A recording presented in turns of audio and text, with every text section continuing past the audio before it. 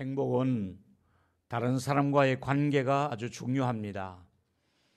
나 혼자는 절대로 행복할 수 없습니다. 내 가까이 있는 주변 사람과 어떤 관계를 유지하느냐에 따라서 더 행복할 수도 있고 행복하지 않을 수도 있습니다. 나와 다른 사람의 관계가 결단코 소홀히 해서는 안 될 관계가 바로 행복과 직결되는 것 때문에 그렇습니다. 성경은 뭐라고 말씀하고 있습니까? 네가 행복하려면 받으려고 하기보다는 주는 자가 되라. 주는 자가 복되다. 행복은 사랑도 주어야 되고 또 격려를 주어야 되고 또 물질을 서로 나누고 이렇게 하다 보면 너도 행복하지만은 또 상대방도 행복하고 우리 모두가 행복해질 수 있다고 말씀하고 있습니다. 오늘은 그 행복의 요소 가운데 하나인 사랑을 받아야 행복하고 또 사랑을 줄 때 행복하다는 말씀의 주제를 가지고 말씀을 나눠보려고 합니다. 먼저 예수님께서는 사랑에 관해서 뭐라고 말씀하고 있습니까?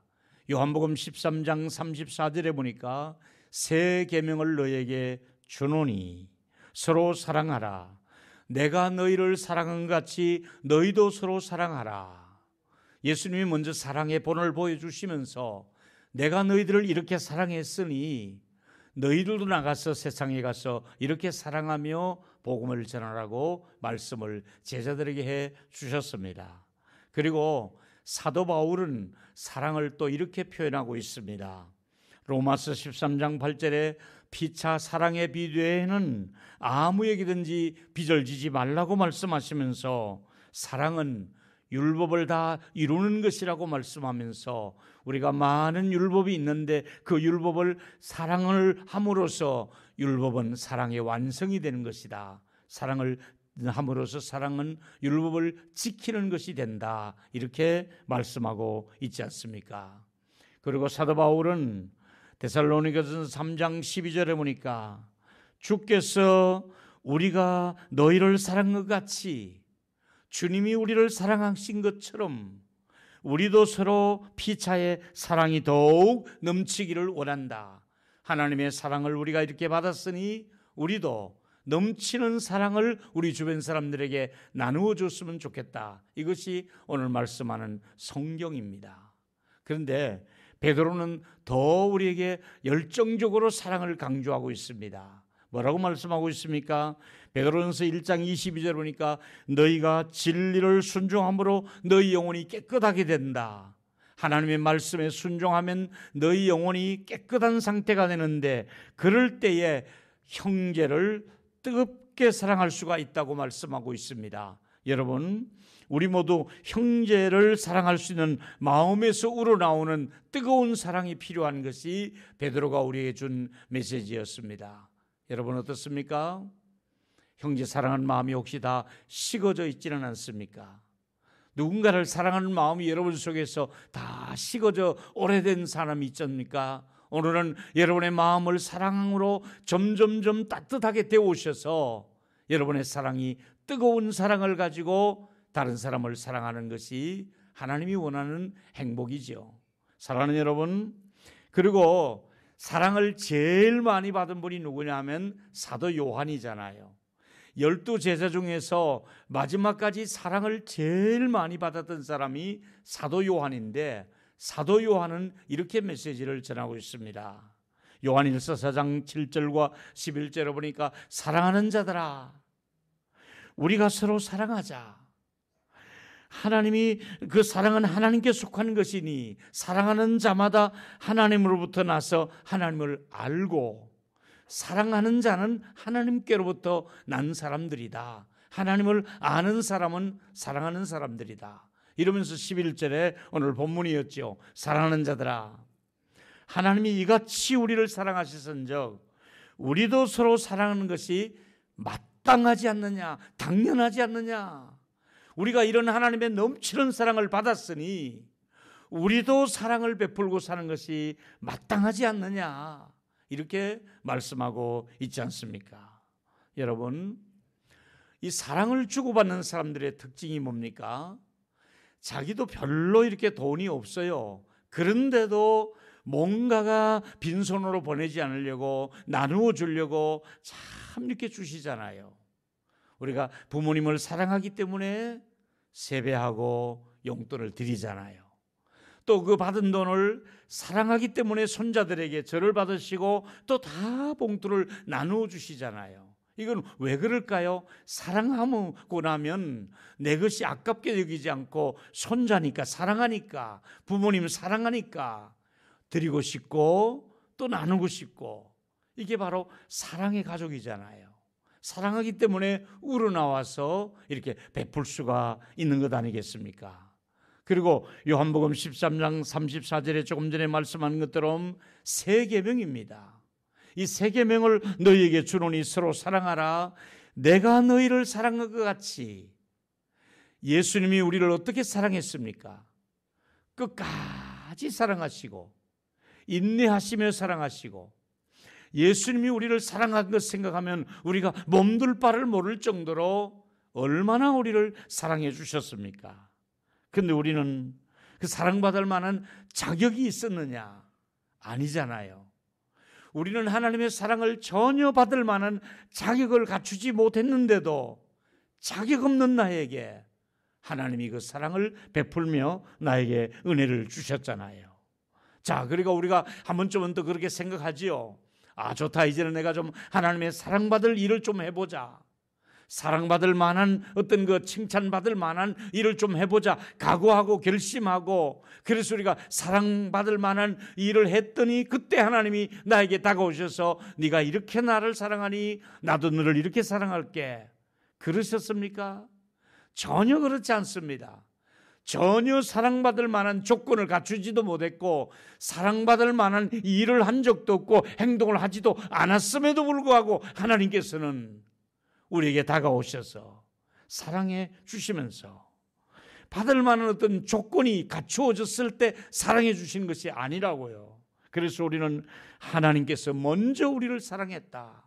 사랑받을 만한 전혀 자격도 없는 우리에게 조건을 갖추지도 않았는데 하나님이 먼저 우리를 사랑했다고 말씀하시면서, 사랑은 종류가 다양하잖아요. 우리가 젊은 연인들끼리 주고받는 이런 사랑을 정욕적인 사랑이라고, 에로스의 사랑이라고 얘기하잖아요. 에로 사랑이라고 얘기하잖아요. 근데 또 사랑에는 필리아 사랑이 있잖아요. 스승이 제자를 사랑한다든지 형제들끼리 사랑하는 사랑, 이런 걸 필리아의 사랑이라고 얘기해요. 근데 가장 값진 사랑이 어떤 사랑입니까? 아가페 사랑이잖아요. 하나님의 사랑은 희생적인 사랑, 값없이 주는 사랑, 따지지 않고 주는 무조건적인 사랑, 이게 바로 대가와 관계없이 주는 사랑, 이게 바로 하나님의 아가페 사랑이거든요. 근데 이 사랑을 받지 않으면 사랑을 베풀 수가 없고 행복할 수도 없다는 거예요. 우리가 남에게 조금이라도 사랑을 베풀고 싶다면 하나님의 사랑이 내 속에 들어올 때에 나도 이런 사랑을 받았으니 나 또한 이런 사람을 사랑할 수 있다. 이게 바로 아가페 사랑입니다. 여러분, 칭찬을 들어본 사람이 칭찬해요. 어려서부터 칭찬을 많이 들은 사람은, 교회에서도 칭찬을 많이 들은 사람은 칭찬해요. 그런데 또 위로를 하나님께 많이 받은 사람은 우리가 받는 위로로서 형제를 또 위로할 수가 있는 거예요. 그런데 반대로 사랑과 칭찬은커녕 상처를 받은 사람은 반드시 다른 사람에게 상처를 줄 수밖에 없는 거예요. 사랑받은 사람은 사랑을 베풀고 위로받은 사람도 위로를 베푸는데, 상처를 받은 사람은 오히려 다른 사람에게 상처를 주는 것이 우리 사회의, 우리 인간 관계거든요. 여러분, 이제부터 사랑을 많이 우리가 하나님께로 받고 칭찬과 격려를 받고 위로를 받아서 다른 사람을 많이 사랑해주고 칭찬해주고 위로해줄전정, 여러분이 다른 사람에게 상처 주는 사람은 되지 마시기를 주의 이름으로 축원하겠습니다. 받은 대로 내가 사랑을 받았으니 사랑을 베푸는 거예요. 내가 상처를 받고 나면 역시 상처받은 사람은 그 상처를 다른 사람에게 되돌려주는 것이, 이게 심는 대로 거둘 수밖에 없는 거예요. 여러분, 행복의 가장 순수한 시작은 하나님으로부터 사랑을 받았기 때문에 행복한 거예요. 다시 말하면 우리가 정말 하나님의 사랑을 받고 나면은 헤아릴 수 없는 그 하나님의 사랑, 청량할 수 없는 그 하나님의 사랑, 그 크신 하나님의 사랑을 어찌 말로 다 청량할 수 있겠는가. 그래서 에베소 3장 19절에 보니까 그 하나님의 사랑의 넓이, 깊이, 길이, 높이, 이걸 다 청량할 길이 없다는 거예요. 여러분, 우리가 하나님의 사랑을 어떻게 계산할 수가 있겠어요? 길이를 잴 수가 있겠어요? 높이를 잴 수가 있겠어요? 깊이를 우리가 하나님의 사랑의 깊이를 우리가 헤아릴 수가 있겠어요? 그런 사랑을 깨달아서 너희들도 그 사랑이 충만하기를 원한다고 말씀하고 있는 거예요.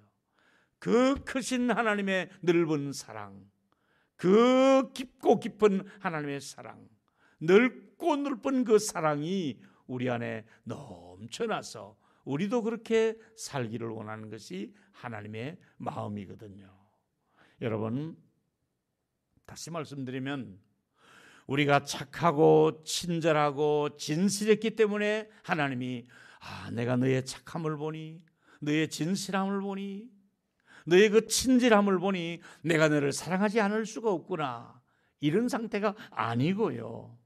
내가 완전히 헌신했기 때문에 하나님이 나를 사랑한 것이 아니라 하나님이 우리를 사랑할 만한 아무런 조건을 갖추지 않았음에도 불구하고, 자격이 없음에도 불구하고, 아무런 그런 행동으로 보답해 드리지 않았음에도 불구하고 하나님은 내가 너를 사랑해 줄 거야, 내가 너를 선택했어, 너는 내 것이야, 이러면서 하나님이 자격 없는 우리를 사랑해 주셨다는 것입니다.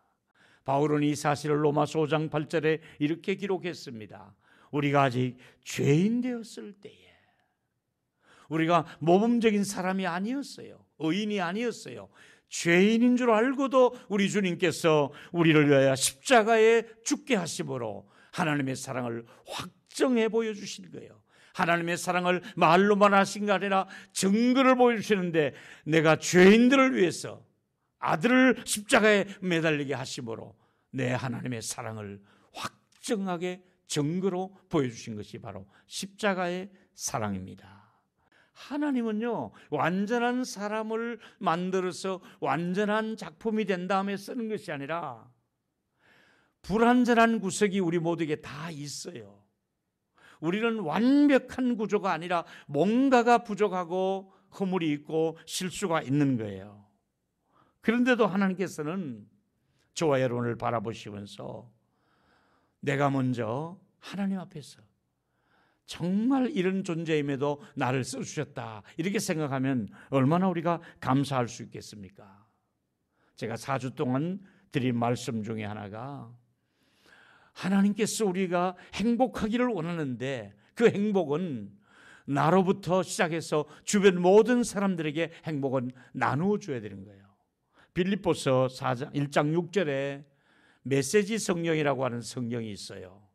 이 개인적으로 이분이 이 성경을 좀 풀어서 성경을 좀 써놓은 건데, 이게 뭐냐 하면, 여러분 안에 이 위대한 일을 시작하신 하나님께서 그 일을 지속하셔서 그리스도 예수께서 오시는 그날에 멋지게 완성될 것을 나는 조금도 의심하지 않습니다 하는 말씀으로 말씀을 기록했어요.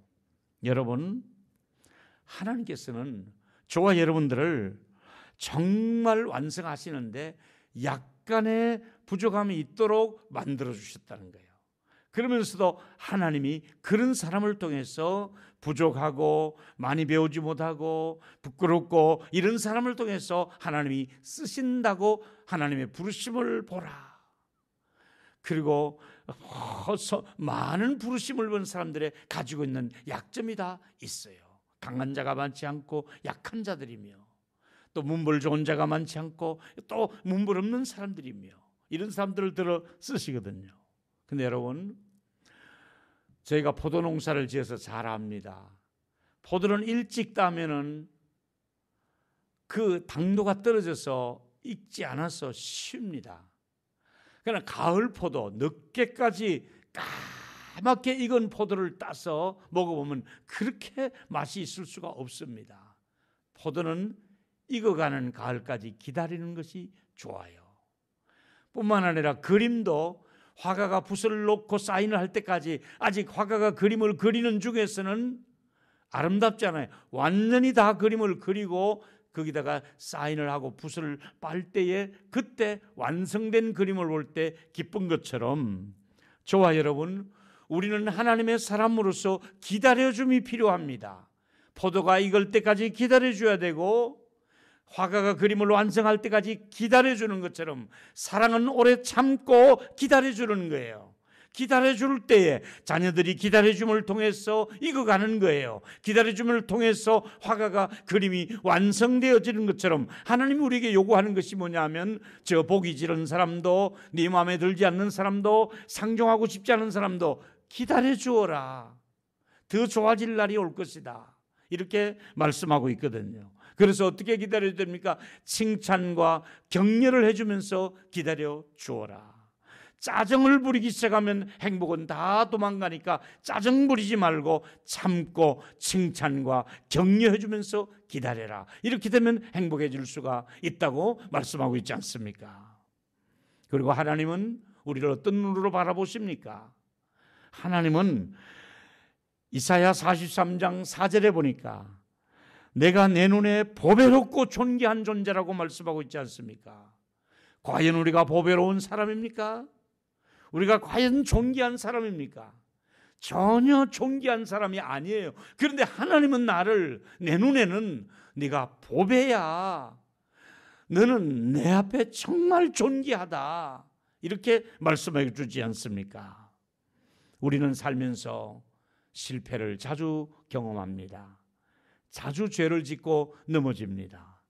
그럼에도 불구하고 하나님은 또 기회를 주시고 또 한 번의 설을 맞이하게 하시고 또 한 번의 기회를 주시면서 일어나게 해주시면서 오늘도 저와 여러분을 마치 둘째 아들이 아버지의 제사를 탕진하고 거지가 되어서 돌아왔을 때에 아버지는 뭘 합니까? 목욕물을 데워라. 새 옷을 입혀라.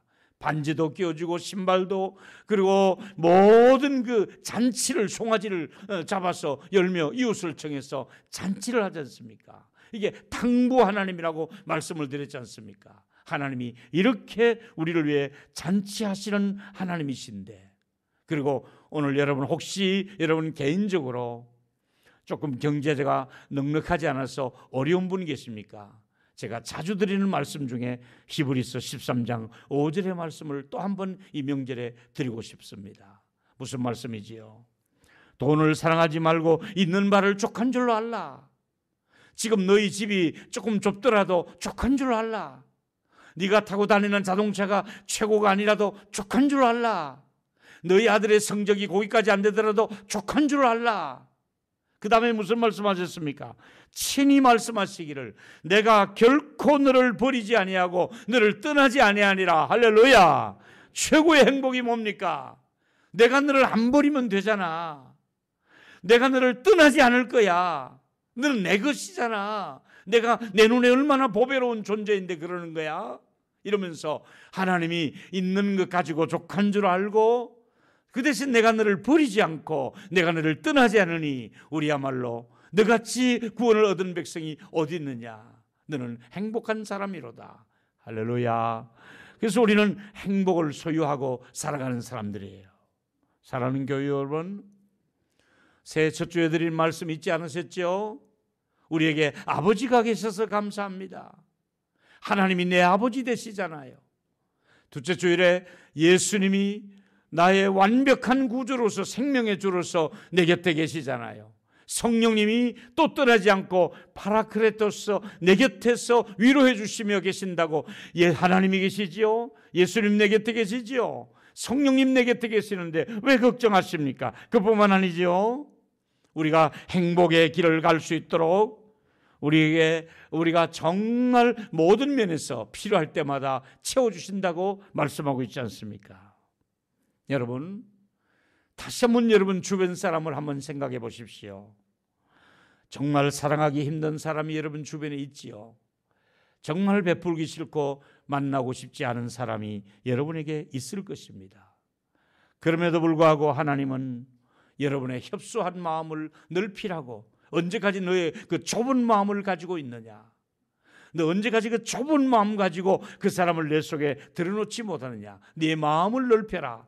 내 마음을 넓혀서 모든 사람을 수용하고 모든 사람을 따뜻하게 해주시고 모든 사람을 너그럽게 할 수 있도록 너의 마음을 넓혔으면 좋겠다. 이번에 한 살 더 드시면서 여러분의 마음이 넓어지시기를 주의 이름으로 축원하겠습니다. 마음을 넓히면 소화할 수가 있잖아요. 받아들일 수가 있잖아요. 마음이 좁은 게 문제라고요.